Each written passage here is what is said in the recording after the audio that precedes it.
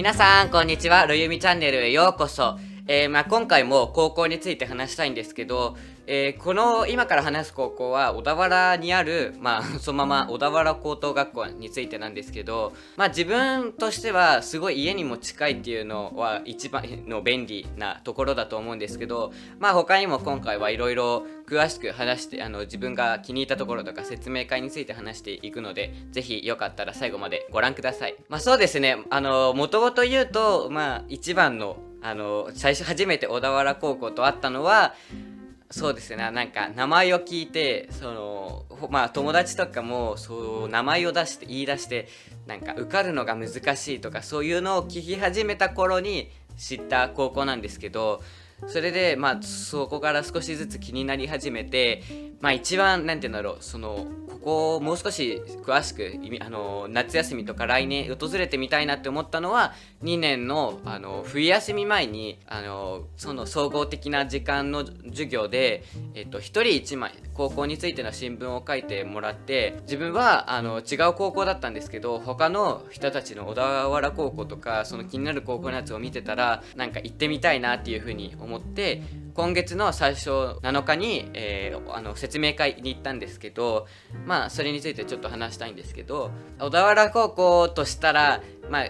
多分作り変えられて知らない人もいるかもしれないんですけど、小田原高校って昔は今グラウンドがあるところに昔校舎があって、今校舎があるところにグラウンドがあったんですけど、すごい古い学校なので、確か1900年頃の本当にすごい100年以上の学校の歴史を持つ学校なので、本当に校舎古くて、確か15年前か16年前に校舎を作り直したので、公立としては比較的すごい施設綺麗で、確か神奈川県内でも13位みたいな感じで、本当に校舎は私立並みに綺麗な感じが一番心に残りました。あとは嬉しいかどうかわからないんですけど、本当に他に心に残ってることとしたら、あと公立とかそういう高校としてあんまりないプールとかがあるところとか、百段坂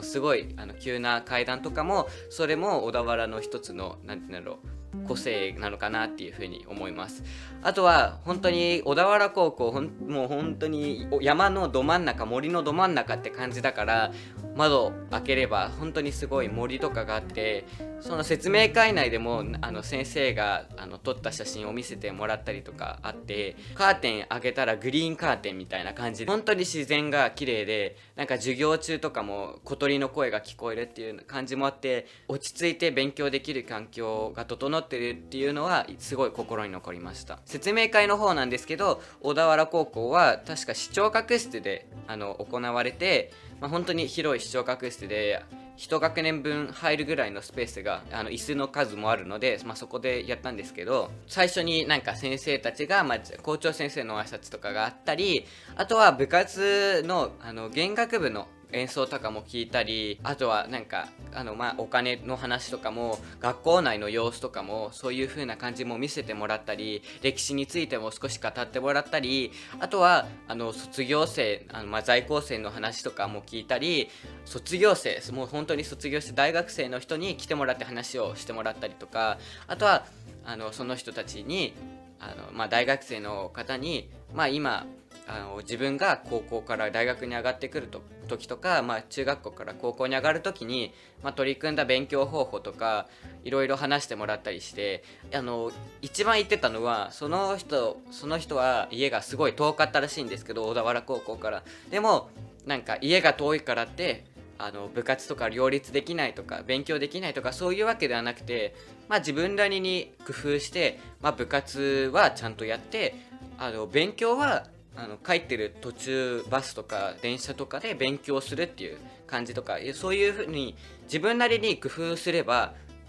ちゃんとできるっていう風に言ってました。で、あとは自分は個別面談を受けたんですけど、話してた人が教頭先生だったので、結構間違いがない話だと思うんですけど、詳しいデータは言われなかったんですけど、多くの人とかは塾とかそういうのを心配すると思うんですけど、自分も実は言うと先生方からも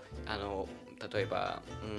私立の先生方からも公立入るんだったらやっぱり塾とか予備校行かないと大学にはなかなか進めないっていう風に言われたんですけど、その先生が言うには塾も入ってる人もいれば予備校入ってる人もいれば全くそれに入らずに自分なりに勉強するっていう人もいて、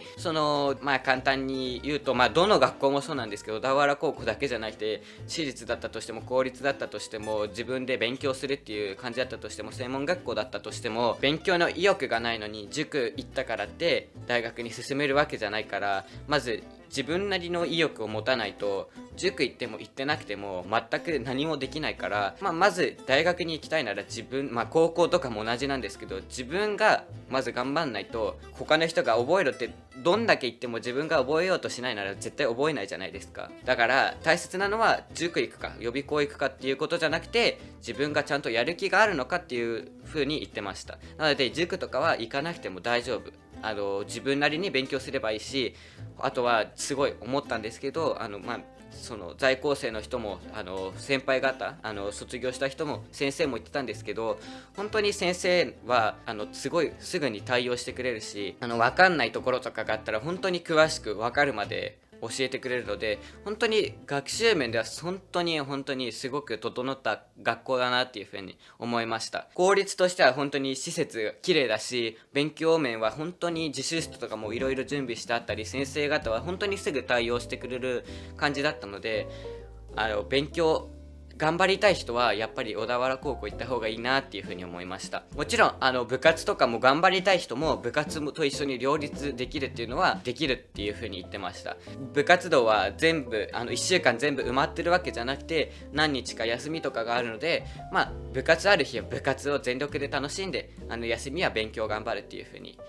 すればいいかなっていうふうに思います。大学生の方とかも言ってましたが、部活があったからこそやっぱり部活は一つの息抜きだなっていう風に感じる人が多いのではないかっていう風に話してて、やっぱり部活とかないとなんか自分なりに息抜きでしづらいし、やっぱり高校とかだと頑張ろうっていう大学行きたいし、ちょっともう少し厳しく自分に厳しく勉強頑張んないといけないから、なかなか息抜きとか休憩とかが取れないから、無理やりっていう感じではないけど部活を入れることで部活に行くから、その時に自分の好きな部活をやるから息抜きとして使えるっていう風に言ってました。なので部活と勉強は両立できるっていう高校だと思います。で、自分として説明会とか学校とかを見て、その説明会はすごくいい感じだったと思います。動画とかだけじゃなくて結構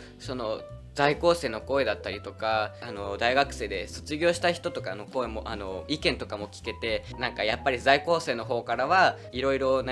入ってくる人とか入る前に思う悩み事みたいなのを、相談してくれたりとかしてくれてたので、例えば受かるか分かんないけどどうしようかなっていう風な感じだったら、質問の答えとして、在校生の人たちは、そういう風に全力で自分が頑張れば絶対受かるから、まずは自分が頑張んないとっていう風な感じとか、そのモチベーションを持たせてくれるような環境があったので、本当に自分には本当にすごくモチベーションが上がりました。実は言うと行った高校公立小田高しか行ってないんだよで、他の高校がどうなのかはあんま分からないんですけど、よければコメント欄とかでもどういう違いがあるのかとか、自分なりに小田原高校知ってる人とかは意見とかを教えてもらえたら嬉しいです。全体的に言うと公立の中で、施設が綺麗で勉強面も整ってて部活と勉強を両立できるっていうのもあるし、先生方もすごい対応してくれるっていうのが、一番ポイントかなっていうふうに思います。他に何か質問等があればぜひコメント欄にご記入お願いします。この動画が気に入ったらグッドボタンとチャンネル登録よろしくお願いします。バイバーイ。